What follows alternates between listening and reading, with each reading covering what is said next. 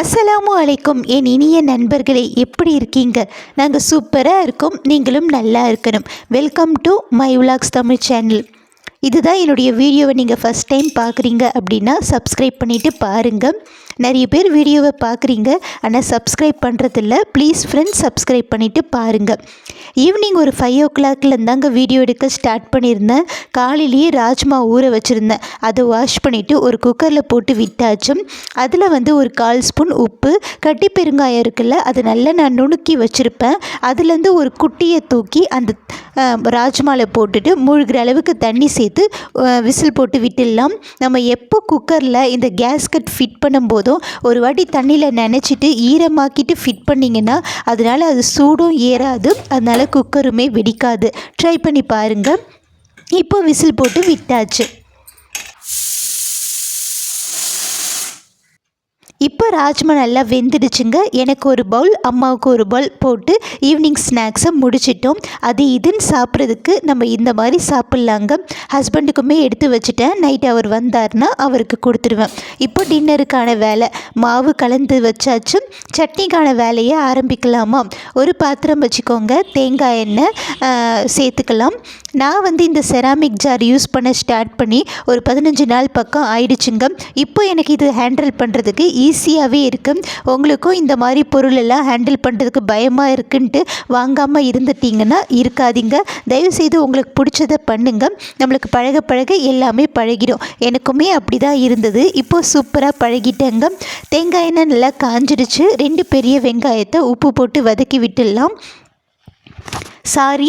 சாரிங்க, தேங்காய் எண்ணெய் நல்லா சூடான பின்னாடி கடலைப்பருப்பு, உளுத்தம்பருப்பு, காஞ்ச மிளகா போட்டு நல்லா ப்ரௌன் கலர் ஆன பின்னாடி 2 பெரிய வெங்காயத்தை சேர்த்து நல்லா உப்பு போட்டு வதக்கிக்கோங்க.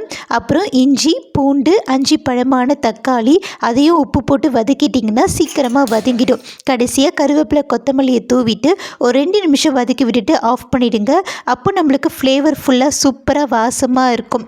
சைட் பை சைட் பார்த்திங்கன்னா இட்லியும் ஊற்றி வச்சிடலாம். நம்ம அலுமினிய பாத்திரத்தில் சமைக்கிறதுக்கும் ஸ்டீல் பாத்திரம் சமைக்கிறதுக்கும் டேஸ்ட்டு நல்லாவே டிஃப்ரெண்ட் தெரியுதுங்க.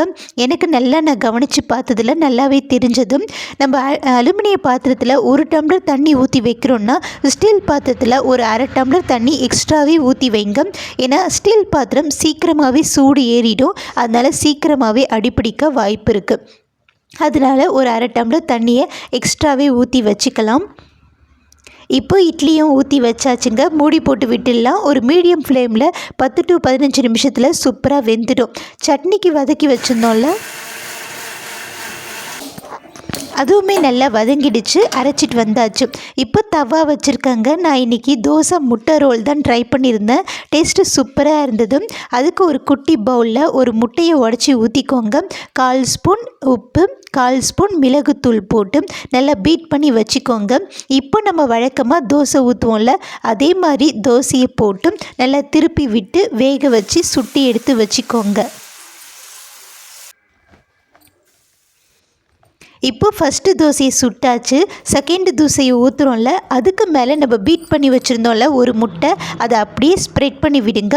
இப்போ நம்ம அரைச்சிட்டு வந்தோம்ல கார சட்னி, அதுலேருந்து 1 ஸ்பூன் எடுத்து நான் ஸ்ப்ரெட் பண்ணி வச்சுருந்தேன். நீங்கள் 1 ஸ்பூனுக்கு பதிலாக 2 ஸ்பூன் ஸ்ப்ரெட் பண்ணி விடுங்க. அப்போ இன்னுமே நம்மளுக்கு டேஸ்ட்டு சூப்பராக இருக்கும்.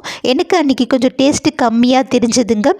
இப்போ அந்த சட்னியையும் ஸ்ப்ரெட் பண்ணி வச்சுட்டு நம்ம ஃபஸ்ட்டு ஒரு தோசை ஊற்றி வச்சுருந்தோம்ல, அதையும் தூக்கி அதில் நல்லா அழுத்தி விட்டுட்டு 2 பக்கமும் ஹை ஃப்ளேமில் வச்சு ஒரு 2 நிமிஷம் நல்லா சுட்டு எடுத்துட்டிங்கன்னா சூப்பரான தோசை முட்டை ரோல் ரெடிங்க. நாங்கள் ட்ரை பண்ணியிருந்தோம், சூப்பராக இருந்தது. ஆளுக்கு ஒரு செட்டுன்னு சாப்பிட்டோங்க. குழந்தைங்களுக்கு நீங்கள் இந்த மாதிரி ஒரு செட்டு செஞ்சு கொடுத்தாலே போதும். நல்லா ஃபில்லிங்காக, டேஸ்ட்டாக, அதே நேரத்தில் ஹெல்த்தியாகவும் இருக்கும். ட்ரை பண்ணி பாருங்கள். டின்னர்லாம் சூப்பராக சாப்பிட முடிச்சாச்சு. மீஷோலேருந்து 2 பொருள் ஆர்டர் பண்ணி வாங்கியிருந்தேங்க. அதுதான் என்னன்ட்டு பார்த்துடலாமா? சரி வாங்க பார்க்கலாம். ஃபஸ்ட்டு பார்த்திங்கன்னா இது தாங்க. இந்த பொருளில் பார்த்திங்கன்னா நல்லா போய் பேக் பண்ணி வச்சுருந்தாங்க. அதில் பார்த்திங்கன்னா இந்த நம்ம பபிள்ஸ் உடைப்போம்ல, அந்த முட்டை உடைப்போமே, அது தாங்க வந்திருந்தது. 90s கிட்ஸ்க்கெலாம் இது ரொம்ப பிடிக்கும்ல. அதையும் நான் எடுத்து வச்சுட்டேங்க. ஒரு 2-3 முட்டையை உடச்சிட்டு தான் நெக்ஸ்ட்டு இதை பிரிக்கவே ஸ்டார்ட் பண்ணேன். இது என்னன்னு பார்த்தீங்கன்னா ஸ்பூன் ஹோல்டர் தாங்க. நான் ரொம்ப ஆசைப்பட்டு வாங்கினேன் இது. ரொம்ப ஒரு 10 நாள் பக்கம் வெயிட் பண்ணி தான் வந்தது எனக்கு. ஆனால் பார்த்தீங்கன்னா நான் காமிக்கிறேன்ல இந்த கம்பி, இது வந்து பார்த்திங்கன்னா கொஞ்சம் பெண்டாக இருக்குங்க. ஹஸ்பண்ட் வந்தால் தான் இது சரி பண்ண முடியுமா இல்லை ரிட்டர்ன் பண்ணணுமான்னு பார்க்கணும். நம்ம ரொம்ப நாள் ஆசைப்பட்டு பார்த்து சரி வாங்கலாமா வேணாமான்ட்டு பார்த்து நம்மளே ஆர்டர் பண்ணுறோம். ஆர்டர் பண்ணி ஒரு 10 நாள் வெயிட் பண்ண பின்னாடி தான் வருது. ஆனால் இது மாதிரி டேமேஜாக இல்லை ஏதாச்சும் ஒரு ப்ராப்ளமாக வரும்போது பார்க்கும்போதே ரொம்ப கஷ்டமாக இருக்குங்க. சரி இது அவங்களே அப்படி அனுப்புகிறாங்களா இல்லை வரும்போது இந்த மாதிரி ஆகுதான்னு தெரியல, எடுத்து வச்சுருக்கேன். செகண்ட் பொருள் என்ன அப்படின்னு பார்த்திங்கன்னா, நம்ம சமைக்கிற பாத்திரம் இல்லை ஹீட்டான பாத்திரத்தை வந்து டைனிங் டேபிள் மேலே, கவுண்டர் டாப் மேலே இல்லை டைல்ஸ் மேலே வைக்கும் போதும் நம்மளுக்கு பயமாக இருக்கும்ல, தோணிகிட்டே இருக்கும் ஏதாச்சும் ப்ராப்ளம் வருமான்ட்டு. அதுக்கு தாங்க இந்த மேட் வாங்கினேன். இது வுட்டில் தான் ஆகியிருக்கு. 6 பீஸ் கொடுத்துருக்காங்க. ஆனால் குட்டி குட்டியாக தான் இருக்குது. எப்படி இருக்கும்னு தெரியல, யூஸ் பண்ணி பார்த்துட்டு சொல்கிறேன். பிடிச்சிருந்தா லைக் பண்ணுங்கள், சப்ஸ்கிரைப்